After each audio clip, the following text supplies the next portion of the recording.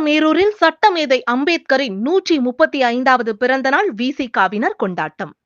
இந்திய அரசியல் அமைப்பை உருவாக்கியவரும் சமூக சீர்திருத்தவாதியுமான பாபா சாஹேப் அம்பேத்கரின் கொள்கைகளை போற்றும் விதமாக இந்தியா முழுவதும் தன்னெழுச்சியாக கொண்டாடப்பட்டு வருகிறது. தீண்டாமைக்கு எதிரான போர்க்குணம், அயல்நாடு சென்று கடுமையாக உழைத்து பெற்ற பட்டங்கள், வியக்க வைக்கும் மேதமை, உலக வட்டமேசை மாநாடுகளில் சிறப்புமிக்க பங்களிப்பு, நாடாளுமன்ற அரசியல் செயல்பாடுகள், உலகின் நெடிய அரசமைப்பை தலைமையேற்று உருவாக்குவதில் சீரிய பணி, பௌத்த மறுமலர்ச்சிக்கு நல்கிய வரலாற்று பங்களிப்பு என பல்வேறு காரணங்களுக்காக சட்டமேதை அம்பேத்கர் போற்றப்படுகிறார்.